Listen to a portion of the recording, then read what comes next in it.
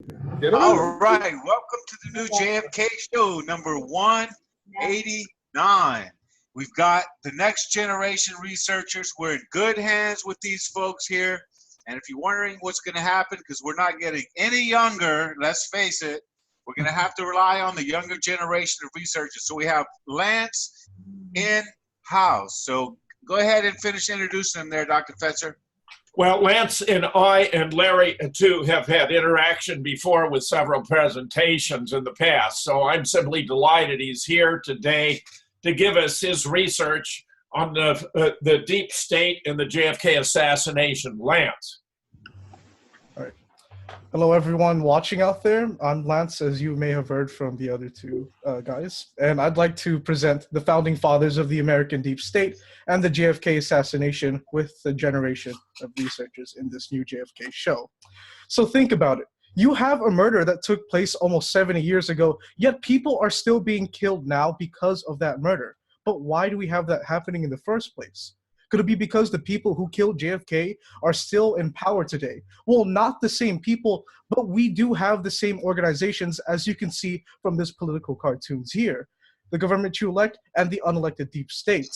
So there are two main groups behind the assassination, and you will learn today something that has never been publicly announced before. The large bankers were against Kennedy not because of any sort of executive order he signed, but because JFK was slowly learning many different deep secrets of the deep state. They were worried about JFK being so popular with the people that he would tell or share these secrets with the public. If this happened, the power that these groups enjoyed over the people would immediately dissipate.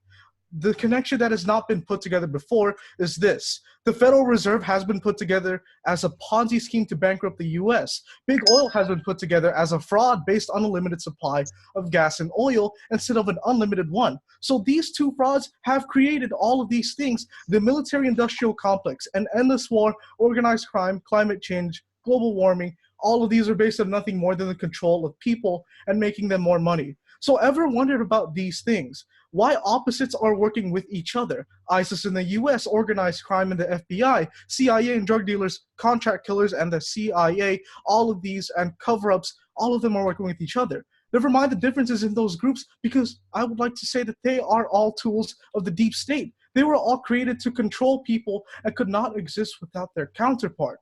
To prove my point, just ask one question. Ever since George H.W. Bush declared war on drugs, has that problem increased or decreased? This proves most of what is told us is a fraud or a lie. And the deep state is so good that they get the public to do their bidding. The deep state is funded on a fraud. The Federal Reserve Act of 1913 would not have passed unless a few people died, and this is where essentially the deep state had most of its power. Now, I'd like to bring up a quote from Charles Lindbergh, in which he said, "This Federal Reserve Act establishes the most gigantic trust on earth. When President Woodrow Wilson signs the bill, the invisible government of the monetary power will be legalized, essentially having the most powerful thing in this country controlling the people and controlling what they want. The financial system has been turned over to the Federal Reserve Board, and as I'd like to say, the fact that we have this going on, the fact that even Charles Lindbergh has this in his quote, means that they essentially have all the power they need, because if they control the economy, then they control education, then they control the people. But because look at what they did in April 15, 1912. These three men were the main oppositions to the Federal Reserve Bank, but all of them were on the Titanic. So now I'd like to bring up the fact that, did you know the sink of the Titanic led to the creation of the US Federal Reserve? So the novel Futility and 1898 creation of Morgan Robertson detailed the sinking of an unsinkable ship, the largest vessel afloat, named the Titan. 14 years later, with uncanny similarities, the real ship Titanic was recreated. What happened in the novel? The two ships had almost identical names. Both ships were designated unsinkable, and both were touted as the largest ship at sea. Both collided with icebergs in April. Both resulted in many deaths, essentially having all these parallels to the novel. Now I'd like to bring up why this created the Federal Reserve. The fact is, the Benjamin Guggenheim, Isarda Strauss, and the head of Macy's department stores and John Jacob Astor, probably the wealthiest man in the world, were all killed when it sank. Those three men were the main opposition to the creation of the U.S. Federal Reserve. By April 1912, all opposition to the Federal Reserve was eliminated, essentially making this possible to pass in the first place. Now, some people may dismiss this completely, but before you do, please look at how the Federal Reserve got started and why it started in the first place, because this actually begins in November 1910. So 6 men have a secret meeting to begin the Federal Reserve. In November 1910, these 6 men, Nelson Aldrich A. Piat Andrew, Henry Davidson, Arthur Shelton, Frank Vanderlip, and Paul Warburg, met at the Jekyll Sky Island Club off the coast of Georgia to write a plan to reform the nation's banking system. The meeting and its purpose were closely guarded secrets, and participants did not admit that the meeting occurred until the 1930s. But the plan written on Jekyll Island laid a foundation for what would eventually be the Federal Reserve System. So now let's look at American banking system before 1913. Like many Americans, these men were concerned with financial panics, which had disrupted economic activity in the United States periodically during the 19th century. Nationwide panics occurred on average every 15 years, and these panics forced financial institutions to suspend operations, triggering long and deep recessions, essentially meaning that the economy at the time and the banking systems were all based on very big risks that the stockbrokers had to do in order to profit. So the results of the meeting before, by the end of their time on Jekyll Island, Aldrich and his colleagues had developed a plan for a Reserve Association of America, a single bank with 15 branches across the country. Lance, this is absolutely sensational. Larry wants to know if we might have a brief bit of conversation at this point. Yes. Yeah, Jim, I gotta say that this is impressive research, and I'm sitting here with my stepson. He's going, "What, the Titanic?" And those 3 gentlemen were on the Titanic, and you've got a new wrinkle to this whole thing, and it's I don't know what you guys think over there, and Lance, you're going a little bit too fast. We got to digest all this stuff. What do you think, Jim? Yeah. I would have suggested. I just wasn't sure. Lance said he had an hour, and I figured he might mean at that high rate of speed. You're doing a fantastic job, Lance, and we want to appreciate what you're saying. So manage the time frame. I mean, it's okay with us if we go over a bit, by the way. We don't have to be packaged in 1 hour. But we really like and are very impressed with what you're doing. Yeah, that's all. I just wanted to say that, if you guys. And generally, the way it works on this show is we all talk all over each other. No, I mean, you're seeing the actual beginning of the assassination of JFK right here, half a century prior. Okay, so let Lance go, and then when he slows down, we'll jump in. All right. Okay, go ahead, Lance. Thank you. So essentially what this meeting concluded on is that Aldrich presented it to the National Monetary Commission in place of the absentee, in which in January 1911, without telling the commission members how the plan had been developed, a final report along the legislative text went to Congress a year later with a few minor changes. This is naturally the National Reserve Association that we have. So scientific in its method, and democratic in its control. The banks couldn't control the US money under the old system. This is why they created the reserve system and why they created a fiat currency in which they can control the US money supply and ensure their wealth. Fiat money is the key here because right. fiat money is created by the banks. Same sentence. Right. So I'd like to bring up slides on fiat currency, which is essentially a human invention, and we all know humans ain't perfect. So what exactly is fiat money in the first place, and is it worth anything? Well, let's say that your debt is fake and your money is faked, because I'd like to bring up this quote in the fact that the reality of how money is created today differs from the descriptions found in some economics textbooks. Rather than banks receiving deposits when households save and then lending them out, bank lending creates deposits. Look at this chart right here, money creation in the US. Whatever bonds the other banks do not purchase, the Federal Reserve purchases. The Federal Reserve can exercise a power that the Treasury cannot. It can simply print money from nothing, but it creates this money as public debt, i.e. the government's liability to the Fed. This is exactly scenario number 3 in the previous slide. So now I'd like to go further into what fiat money is, and which essentially it's a currency which derives its value from the government regulation or law, basically meaning an IOU or the government's uh, the government's money. Money creation in the US is also this, which the Federal Reserve function as legal tender or fiat money, and this money that we have essentially represents debt to the Fed.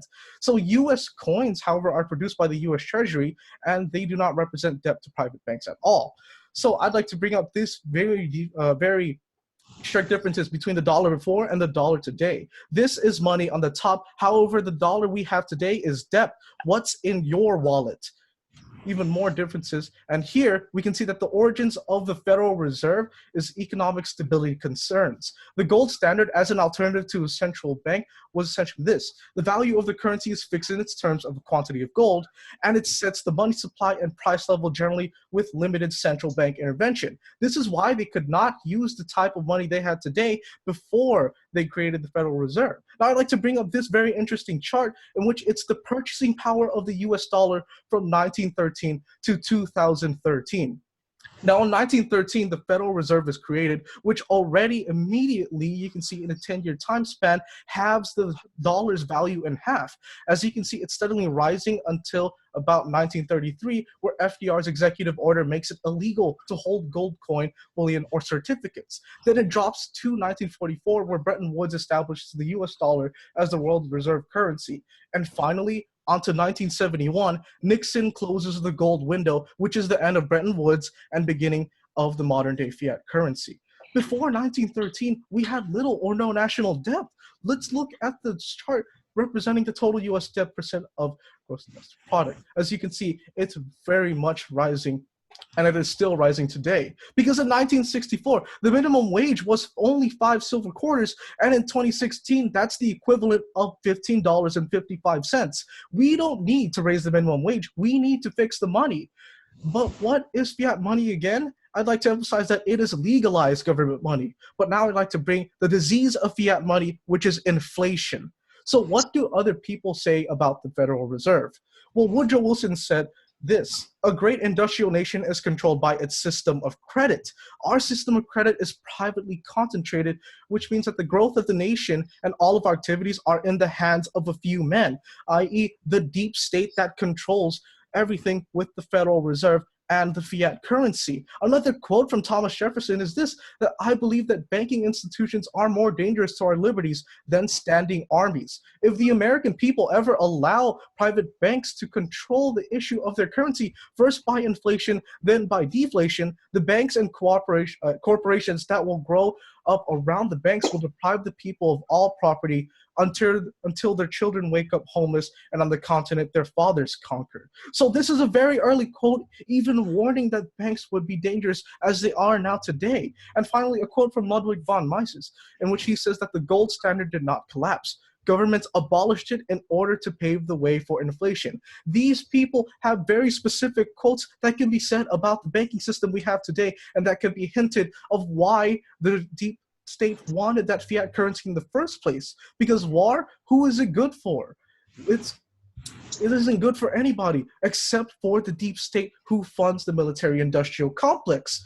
They get funds from oil, funds from bank, and they go to fund the military-industrial complex, which in turn funds more money for the deep state, for the pockets themselves. Now I'd like to bring up a quote from Congress Lewis T. McFadden, in which he said, "Mr. Chairman, we have in this country one of the most corrupt institutions the world has ever known.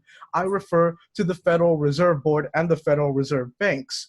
The Federal Reserve Board, a government board, has cheated the government of the United States and the people of the United States out of money to pay the national debt." This is what the deep state is doing. They are only doing these things, making debt, controlling the education systems and controlling medicine only for their own pleasure and for their own gain. Because the bankers lied. Since the truth is so simple, it is well enough that people of the nation do not understand our banking and monetary system. For if they did, I would believe that there would be a revolution before morning. A quote by Henry Ford, one of the world's leading. Now, the bankers lied about the nature of the Federal Reserve because no money trust, says Morgan Firm. And America was established not to create wealth, but to realize a vision, to realize an ideal, to discover and maintain liberty among men. Or was it? These two notes is essentially the dollar we have today and monopoly money. Is your belief that one has more value than the other? Now let's look at from official monopoly rules. The bank never goes broke, because if the bank runs out of money, the banker may issue as much more as may be needed by writing on any ordinary paper, essentially meaning that the ordinary paper you use in monopoly is worth the money in the game itself. Now I'd like to bring this very political slide here, which you can see here. So how many will have to die so we can force our little Ponzi scheme on the rest of the world? A couple 100 million. Not bad, not bad at all. That's essentially what I think of the Federal Reserve Board in 1917. And now regarding the central bank's debt-based fiat money scam, the few who understand the system will either be so interested from its profits or so dependent on its favors that there will be no opposition from that class.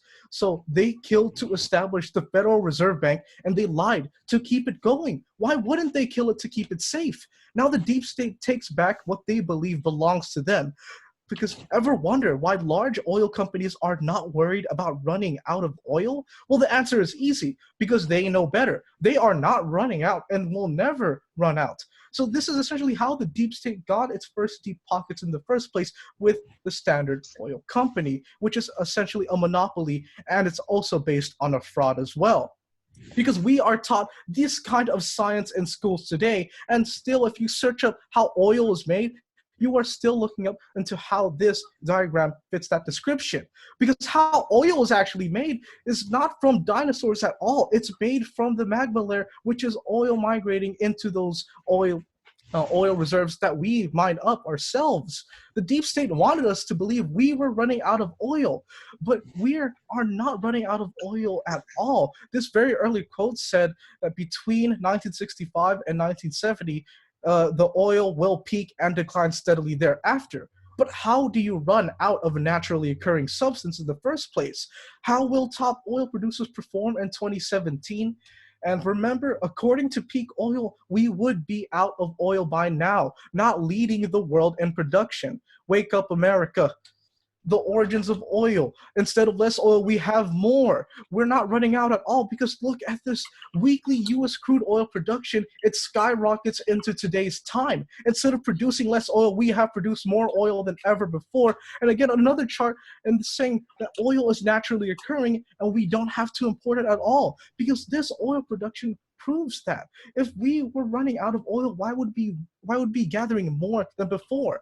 All of those wars that were fought over oil, this is the deep state's doing. This is the shadow government. The unelected deep state is here to stay. No blood for oil. They bring little to help you or your family. This is an endless war caused by the deep state. Now let's look at depletion. It's used to indicate the decrease in the value of the resource base when natural resources are being consumed in producing products or services. The term is most commonly used in connection with mining properties, oil and gas wells, and the amounts charged as depletion cannot be used to replace sold resources. So now let's look at the oil depletion allowance. The 1963 tax bill removes loopholes favoring oil companies. Kennedy was still proposing tax reform legislation, bills to close tax loopholes. Loopholes, those were their loopholes he was talking about. In particular, there was the oil depletion allowance. Although Kennedy planned ostensibly kept the rate of the allowance 27.5%, the oil mint attorneys analyzing the measure had concluded that changes proposed by the administration in the tax code would cut the effective rate to 17.5%. To the rest of the world, such a reduction would be only justice, or at least the beginning of justice. To the oilmen, it was robbery. Now, here's a quote from Harry S. Truman, in which he says, "I know of no loophole in tax laws so inequitable as the excessive depletion exemptions now enjoyed by oil and mining interests. This is a shocking example of how present tax loopholes permit a few to gain enormous wealth without paying their fair share of taxes." So what we have here is the government seeking oil, but how the deep state runs the country is through these major things. 1, through education, 2, through medicine, and 3, through banks. We already know how they run the country, through banks, but let's look at education and medicine. All these 3 things are there to control the person and to control the people, because without knowing at all what you Without knowing at all what you are being taught, you are assuming that what you're being taught is material and is the only thing that you should be concerned with. Then let's look at a quote with John D. Rockefeller, in which he says that I always try to turn every disaster into an opportunity. But why would the founder of such a large company say that in the first place? Well, could he be telling the truth? Well, let's look at these 10 disasters. 1, the Titanic disaster. 2, World War I. 3, the stock market crash. 4, Pearl Harbor. 5, the JFK assassination. The Vietnam War, Watergate, Iran-Contra, Clinton, and 9/11. All of these disasters happened, but who could possibly profit from all of these disasters?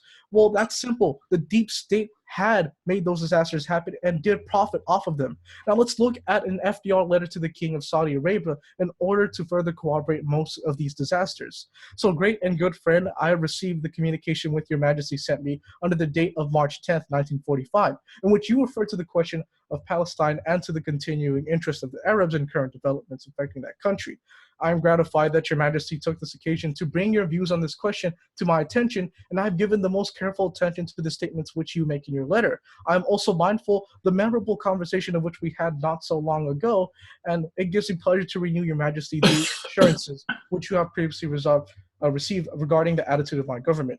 Essentially, what this means is it adds on to the fact that a no-go for the U.S. to recognize Israel as a state is how the president wanted it to be. But as you can see from earlier presentations, there was a quick 180 when FDR did eventually die. The bankers wanted Israel to become a state, and the U.S. would help recognize it in the first place. All of these could be called coincidences, but they are part of the deep state's plan. 1 week later, FDR is dead. This is not a coincidence. Put it this way, if you kill a dying man, few questions are asked, and 20 years later, it happens again. Well, FDR murdered? Well, look at these headlines. The president dies suddenly, and he had health problems hid from the public, and it's easy to kill a dying man. Is this JFK murdered by a plot? Well, handbills were passed out in Dallas on November 21, 1963. Lance, Yes. Just a quick point on FDR. Now, Fletcher Prouty, he talked to Elliott Roosevelt, and who talked to Stalin, and Stalin was convinced that FDR was poisoned.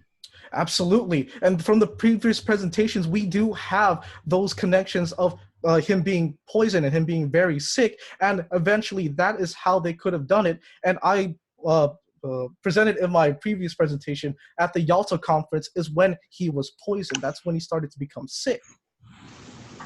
So let's look further into the 2 ways to compute depletion allowance. Let's go back to the oil, which is how they get their money. The percentage method is based on percentage of year's gross income, provided amount charged does not exceed 50% of net income. So this can be used for most types of metal mines, but it cannot be used for timber, and in most cases is not applicable to oil and gas. So now let's look at the oil depletion allowance history. In 1960, the petroleum industry takes off as Americans' love affair with the automobile begins. In 1926, Congress approves the depletion allowance, which lets oil producers deduct more than a quarter of their gross revenues.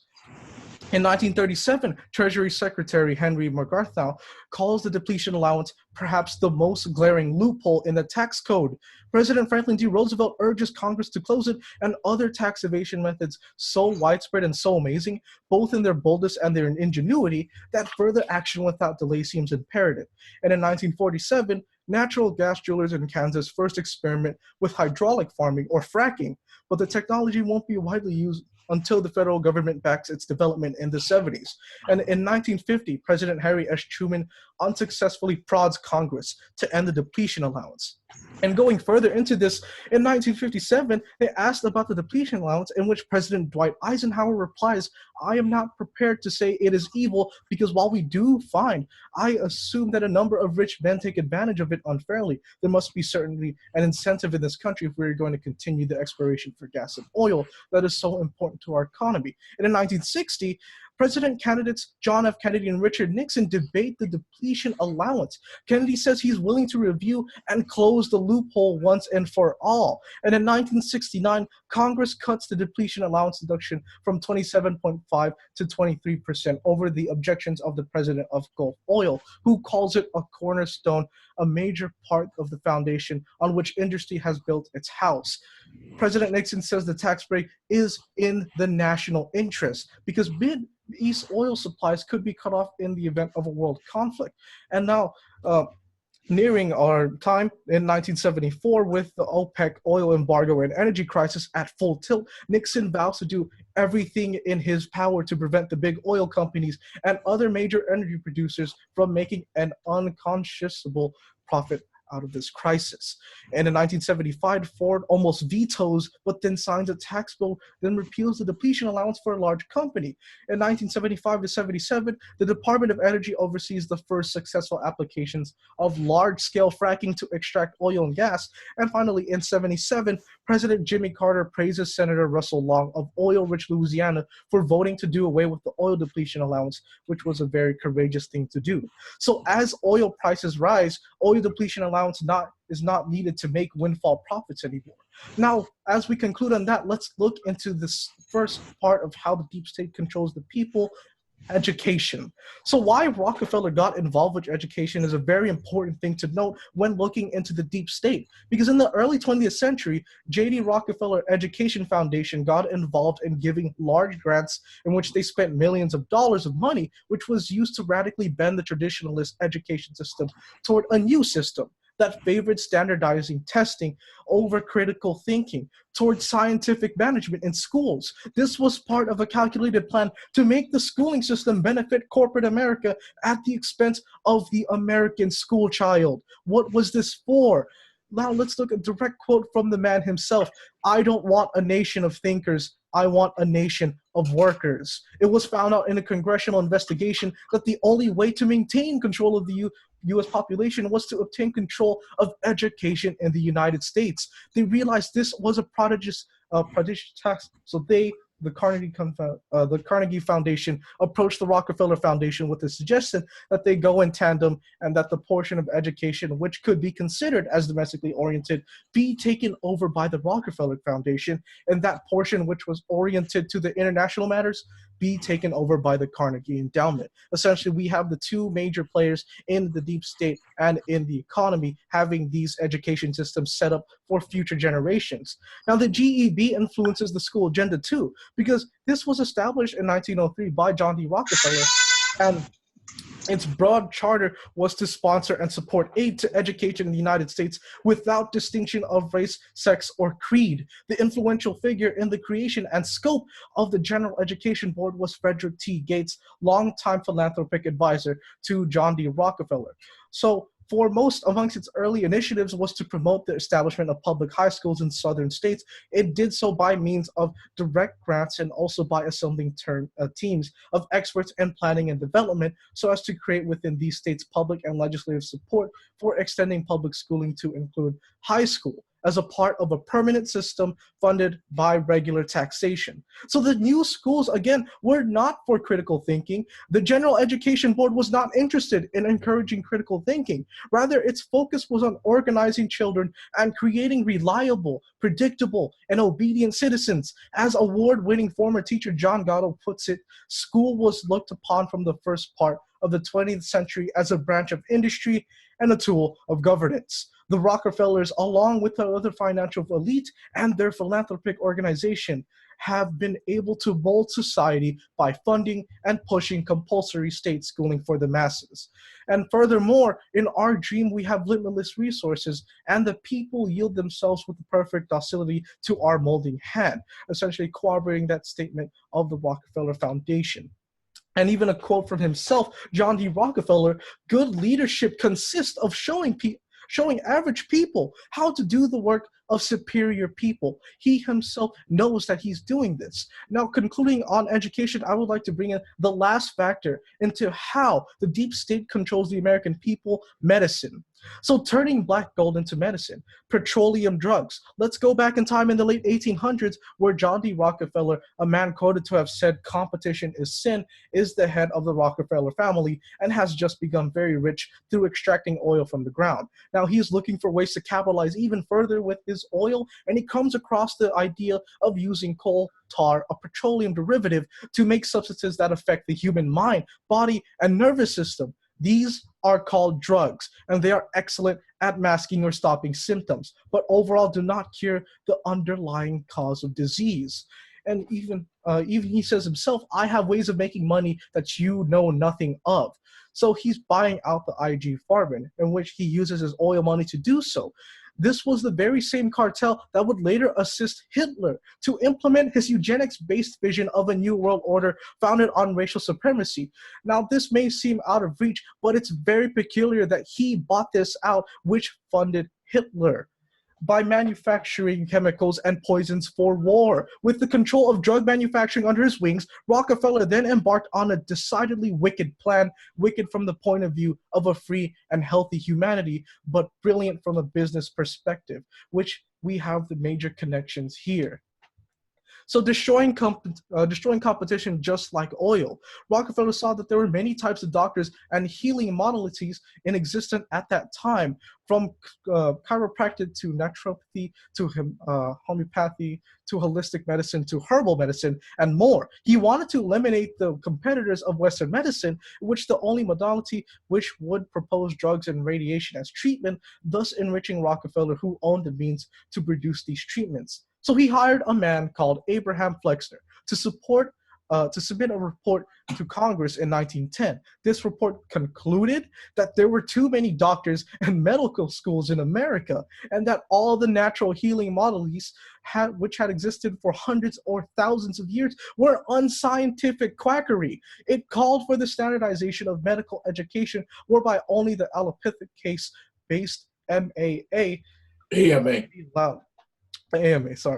be allowed to grant medical schools license in the U.S. So Rockefeller played hardball with people's lives. Medical schools that offered courses in bioelectric medicine, homeopathy, or Eastern medicine, for example, were told to either drop these courses from the curriculum or lose their accreditation and underwriting support. A few schools resisted for a time, but eventually most schools cooperated or were closed down. Now, here's the timeline I would like to present for Rockefeller's medical control. On 1911, May 15, the Supreme Court of the U.S. finds John Rockefeller and his trust guilty of corruption, illegal business practices, and racketeering. As a result of this decision, the entire Rockefeller Standard Oil Trust, the world's largest corporation of its time, was sentenced to be dismantled. But he was already above the Supreme Court and did not care about this decision. Now, further on that, how philanthropy became monopoly is essentially the same game. In 1913, in order to disperse public and political pressure on him and other robber barons, Rockefeller uses a trick called philanthropy, whereby the illegal gains from his robber practices in the oil businesses are used to launch the Rockefeller Foundation. This tax haven was used to strategically take over the healthcare sector of the U.S. Now, the Rockefeller Foundation was the front organization for a new global business venture of Rockefeller and his accomplices.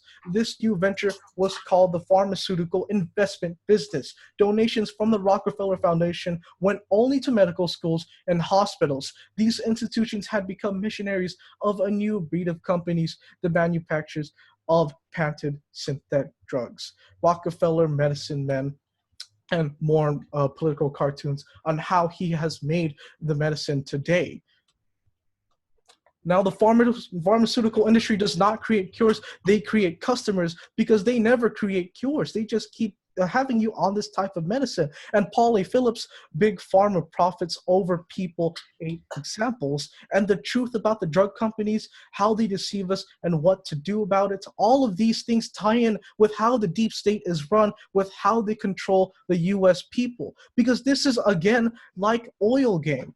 How big oil conquered the world? Well, he's going to do it through medicine as well. Sherman Antitrust Act, which was made illegal to form the trust that interfered with free trade between states or other countries, he just goes and does it anyway. Ohio Attorney General David K. Watson took on Standard Oil for being a monopoly. This is essentially the chart that we have and how they separate it into these very separate things, but they're all from the same Standard Oil company.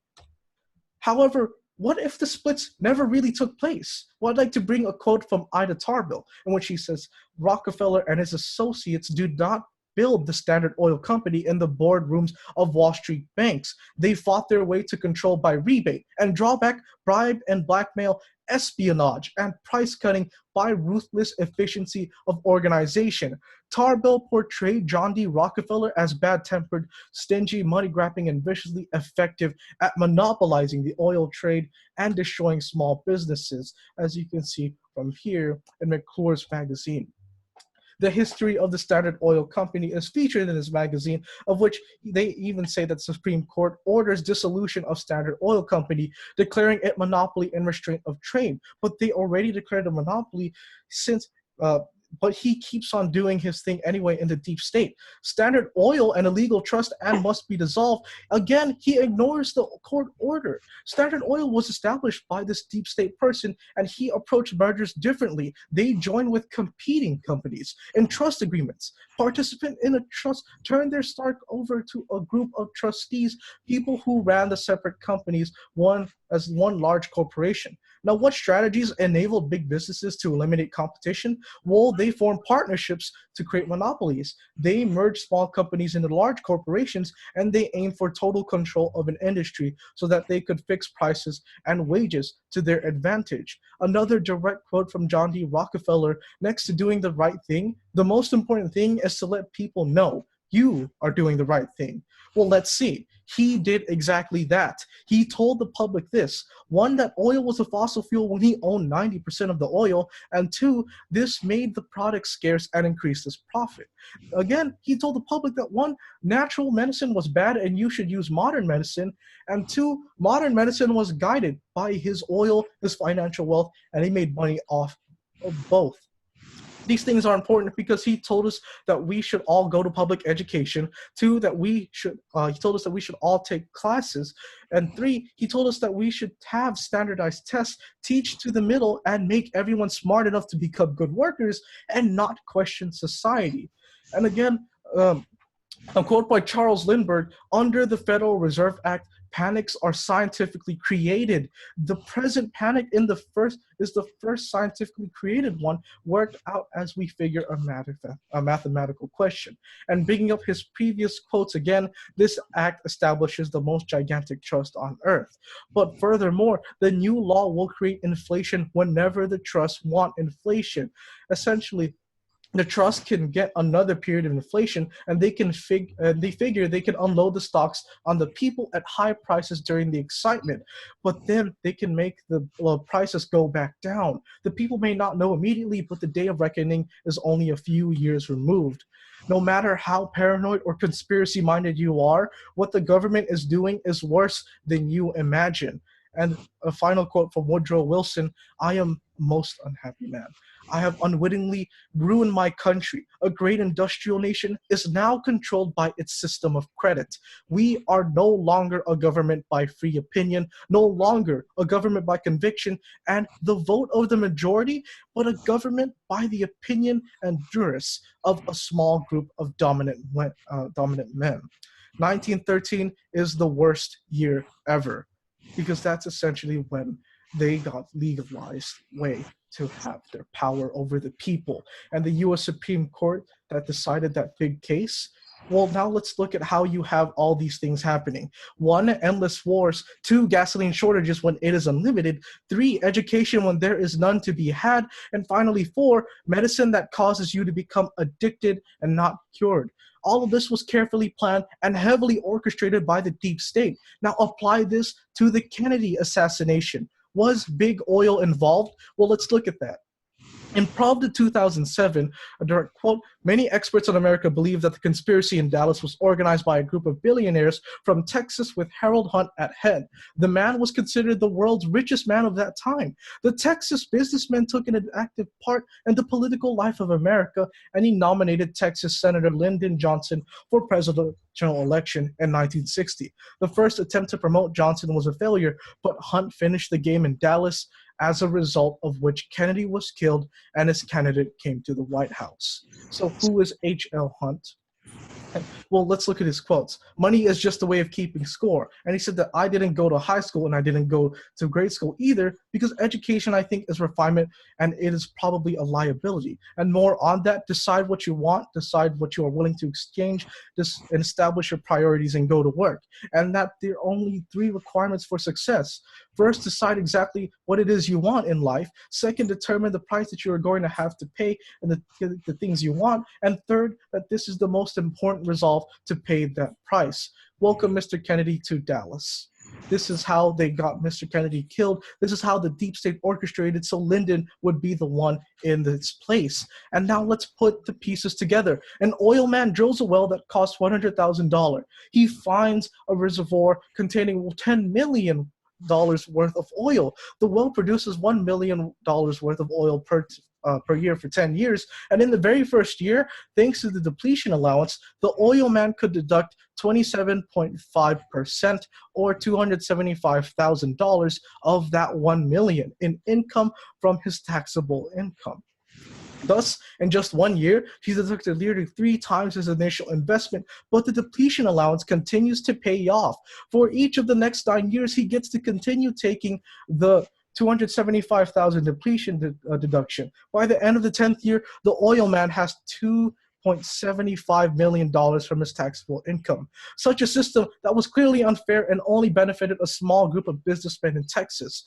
It seemed only a matter of time before Congress removed this tax loophole. However, these oil men used some of their great wealth to manipulate the politicians in Washington, especially LBJ. Now add to the fact that oil can be used basically tax-free, never runs out, and Americans are duped and paying through the nose for it. The oil men would have a great deal to lose. The banks, the military industrial complex, and big oil are one. In September of 2003, George W. Bush asked the U.S. Congress to approve an $87 billion spending package to pay for the war and for reconstruction efforts in Iraq. Not surprisingly, a big chunk of that money was going to Dick Cheney's old company, Halliburton. When Bush went to Congress, Halliburton had already been paid about $2 billion for its work in Iraq. The company had 4,500 people on its payroll, though it was hard to tell the Halliburton employees from the U.S. military. Some were working at oil installations like Mina Baker. Others were delivering mail to U.S. troops. Others were cooking meals, doing laundry, and building military bases. Like the soldiers, Halliburton employees were dying. By January 2004, more than a dozen Halliburton workers or subcontractors had been killed while carrying out their duties in Iraq. For his part, Dick Cheney went on television in September of 2003 to defend his ongoing payments from Halliburton. Cheney insisted that he had no financial interest in that company of any kind. This was incorrect. When Cheney made that statement, he still had options on about 433,000 shares of Halliburton stock. He was also in the second year of a 5-year deferred compensation deal with Halliburton. In 2002, Cheney received deferred compensation payments from Halliburton that totaled $162,000 and $392. That sum was on top of the $205,298 in deferred compensation that Cheney received in 2001, as well as his annual salary of about $200,000. So Cheney also defended his old employer, saying he had no idea why Halliburton got the no-bid oil field repair contract, but he did say that there are a few companies out there that have the combination of the very large engineering construction capability and significant oil field services. So in Iraq, the U.S. government, the military, corporate America, and the oil businesses, all of these things became one. Of course, the politicians do the bidding of the deep state, because on March 25th, 2003, 5 days after the Navy SEALs stormed aboard the Mina al-Baker oil terminal to start the Second Iraq War, the former president gave a speech at the Marriott River Center Hotel in San Antonio. His audience? The National Petrochemical and Refiners Association. Bush Sr. was a little peeved, not at his allies in the oil and chemical industry, of course. The National Petrochemical and the Refiners Association, a group whose membership includes virtually all U.S. refiners and petrochemical manufacturers, was a friendly audience. He was angry at those misguided protesters who were staging huge anti-war rallies all over the country. Those demonstrators had gotten under Bush's skin, and he was particularly inflamed by the signs that the demonstrators were carrying that said no war for oil. Bush said he'd seen similar protests and similar signs prior to the first Iraq war, and now that the second Iraq war was underway, he was still contending that the protesters were mistaken. This is not about oil, he told the refiners. As you can see, this is the deep state's doing.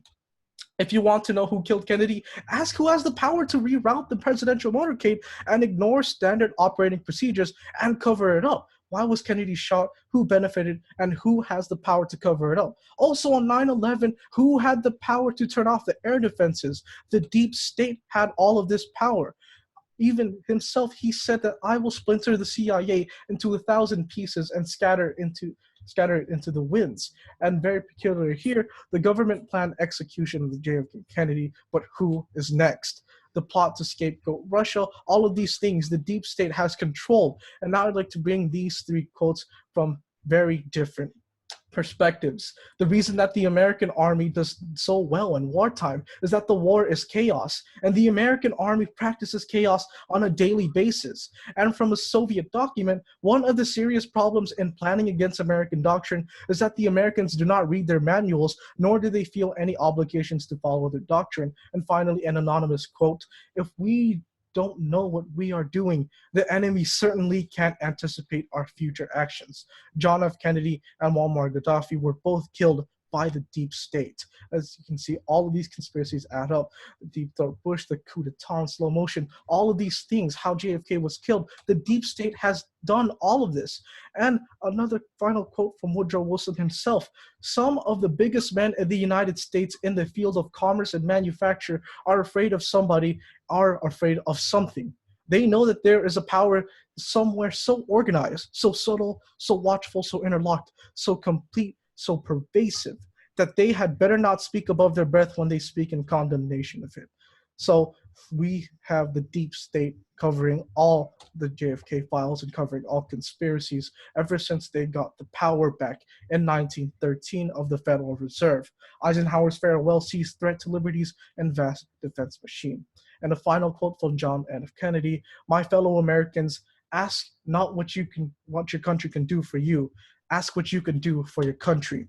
These words right here in his inauguration killed him. The deep state wanted people dependent. The deep state wanted groups dependent. They wanted poor schools, bad medicine, endless wars, and the deep state doesn't want you to know it because you are a danger to their society. What made President Kennedy great was his attacks on the deep state. What cost President JFK had to do was also the same. This is essentially a government versus deep state going on here. How JFK had attacked the deep state, but how he was killed for it was essentially this. The deep state was all to blame. And even so, members of the deep state themselves, they investigate themselves because not only do they not know everyone in the deep state, but they are also being controlled. All of these people who were in charge of the multiple investigations, they were all people in the deep state, but they were also being controlled by one another. CIA, George Bush, Dealey Plaza coordinator, all of these were part of the deep state. And even the many faces of Lee Harvey Oswald is from that. So now let's look at a final organizational chart for the deep state. This is the deep state elite I'd like to share. The bankers are the Mega Wealth International, in which they have all of these things, the big business, the big oil, big pharma, and big ag. Now they also have the military-industrial complex, NSA, CIA, FBI, political leaders, labor leaders, the mafia, organized crime, and finally political bosses, government employees, and educational leaders. All of these companies and people were out to get JFK because of his attacks on their deep state organization. I'd like to conclude that JFK was killed by this very same thing, the deep state. What is the deep state? Well, it controls our lives. Wow, that was sensational, Lance. You can drop the screen share. I just thought you did a sensational job. I'm sure everyone else feels the same. Don, would you like to comment for openers? Okay, well, there's obviously a lot there. Okay, so, as we've talked about on previous shows, okay, let's start with the Federal Reserve because you can't do anything without money. Okay. Yes. and who controls the money supply. So he hit on it there. The Federal Reserve came into being. Yes, yeah, it's so who owns it? So back to my one of my favorite articles. Yeah, the Federal Reserve Cartel, the 8 Families by Dean Henderson. We see who owns the Federal Reserve. So one Saudi banker cited 80% ownership of the New York Federal Reserve Bank, which is the New York Fed is the most powerful branch. And it was owned by just 8 families, 4 of which reside in the U.S. They are Goldman Sachs, the Rockefellers, the Lehmans and Kuhn Loebs of New York, the Rothschilds of Paris and London, the Warburgs of Hamburg, the Lazards of Paris, and the Israel Moses Sefs of Rome. They're all Jewish. Okay, so we've got a central bank. And if you look at the Communist Manifesto, I put the link in the chat there if anybody wants to check it out. Okay, the number 5 plank in the Communist Manifesto is centralization of credit in the hands of the state by means of a national bank with state capital and an exclusive monopoly. So that's the Federal Reserve System. That fits that to a T. What else is in the Communist Manifesto? Okay, number 1 plank is abolish private property. Okay, well, they haven't got all the way there yet, but they're on their way to it. 2, a heavy progressive or graduated income tax, check. Abolition of all rights of inheritance. They're working on that. Confiscation of all property. See, Of the property Don. The estate tax is a right of inheritance. I think you're mixing some things here. I think Lance has got it right, and the Communist Manifesto is warping it. That's my take here, because it's really not as straightforward as you're suggesting. I think you make a lot of great points, but I think that you are misreading the man. What I'm saying is the deep state is communist and it's creeping in, and the first plank of that was 1913. I think the deep state is fascist. It's a merger of big government with big business, which Mussolini himself said was the definition of fascism. It can equally well be defined as corporatism. There's an egalitarian aspect and a communitarian aspect to communism that isn't present in what we're dealing with here, which is domination by corporations from the top down. These corporations are all owned by the same Jewish bankers. I mean, who funded the Bolshevik Revolution? It was Schiff of New York. It was the Schiffs and the Rothschilds that funded the Bolshevik Revolution. Okay, those are all valuable comments. Larry, how would you like to comment on Lance? Oh, I think Lance better be careful. I think they might have opened a dossier on him over at Langley. Tonight. Yeah. Lance, it was just sensational, fella. You did a great job for someone of your age. I'm just blown away, okay? Absolutely fantastic. But seriously, there's so many elements, in his presentation. Obviously, the military-industrial complex, the big oil and everything, Federal Reserve, the bankers and everything. And this is sort of like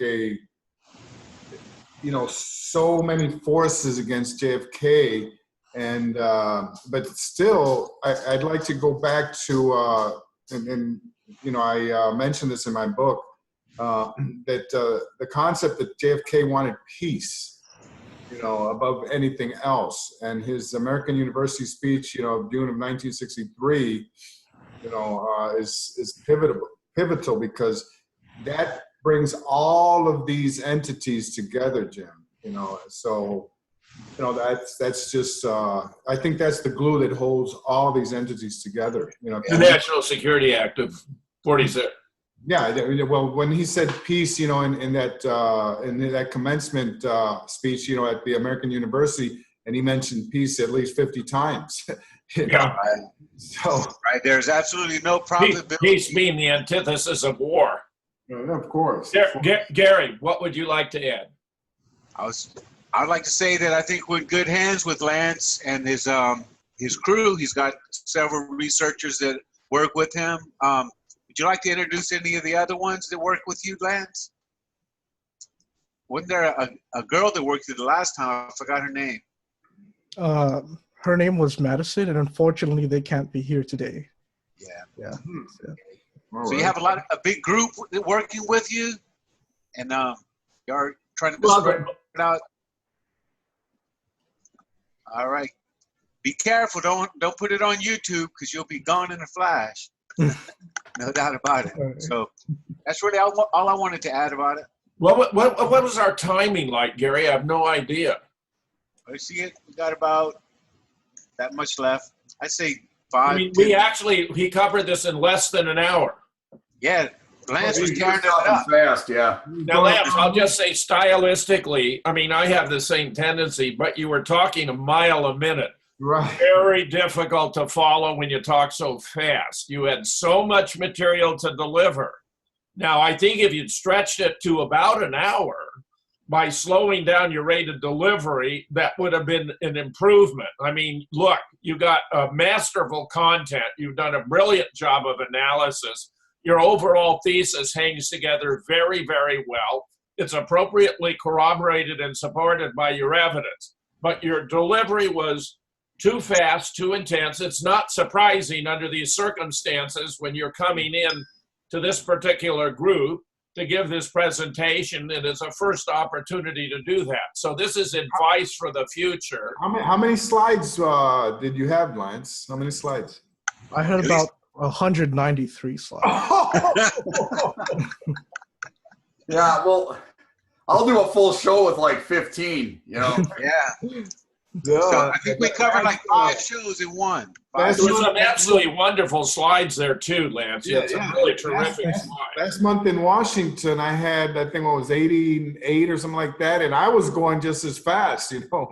So Yeah. and there is one thing I wanted to say, Lance. If you remember, we had a mock trial that Larry Rivera was supposed to be involved in, and then they removed him from the case. I've always said that if they would have just sent you down there, that's all they'd had to do in 1 hour. I want to ask Lance, you know, what do his fellow classmates think about all of this? I think it's pretty relevant because, and how many are interested in this type of research? You know, yeah. Right. Well, for now, haven't seen much of my classmates watching some of the videos we've been recording, but the classmates that I do know of, they very much appreciate some of the conversation pieces that I've presented to them, but it also makes them think about what they're doing in school and essentially why are they learning these types of things for their standardized Are tests. they under pressure? Are they under any pressure from teachers or professors, you know, to not go this way? Actually, a few of my friends are encouraged, or are they encouraged? It's basically what I wanted to a few of my friends are pressured into not thinking this kind of thing, but that's kind of obvious coming from their perspectives of the teachers. But most of the people I have talked to in my debate class and my debate coach, they very much appreciate this type of thinking and the way we are going. Yeah, very good. Just need to slightly slow down your delivery, Lance, ever so slightly. It'll seem like a lot to you, but it'll make a big difference to the audience. So, but That's a lot of slides, Jim. That's yeah. I mean, yeah, obviously you had to move very, very fast to cover that staggering number of slides. That was about 10 years worth of research in 1 hour. I think for the number of slides you have, I would take 2 hours, see, and you were doing it in like 45 minutes. Yeah, if you average that out, you're talking about a slide every 30 seconds. No, it's less than that. It's less than that. Yeah. I bet it's less than that. So, all right, fellas, I guess we have a show under the belt, don't you Hey, think? I got a parting shot for you guys. Okay. All right, so again, it wouldn't be a JFK show with me on it if we didn't talk about the protocols. So from Protocol 3 real quick, we support communism. The people under our guidance have annihilated the aristocracy, who are their one and only defense and foster mother for the sake of their own advantage, which is inseparably bound up with the well-being of the people. Nowadays, with the destruction of the aristocracy, the people have fallen into the grips of the merciless money-grinding scoundrels who have laid a pitiless and cruel yoke upon the necks of the workers. And the Federal Reserve is I love communist. it, Don. I love it. I love it. Lance, you were sensational. My last Loved parting it. We're going to share this with Mike and with others. My last parting shot, Jay. My last parting shot. Dave Garrity and I just finally finished the book tonight, and it's going to be on Moonrock Books and Patriot Radio Books or whatever. Gary, what's the site that you have? Patriot Radio Books, but Patriot Radio Books. I sent my whole email subscription list to you just so y'all could hurry up and buy them because they didn't have them in stock. Yeah, but they'll be in stock next week, and it's an amazing. We all know how many years we've been working on this. Oh yeah, and, A Lifetime of Research by Larry Rivera. Yeah, All right, fellas, we're gonna ring the bell. We're out of here. This is JFK show number 189. Lance, we salute you and your generation. Thank you very much to the new generation researchers. We'll see everyone next week. All right.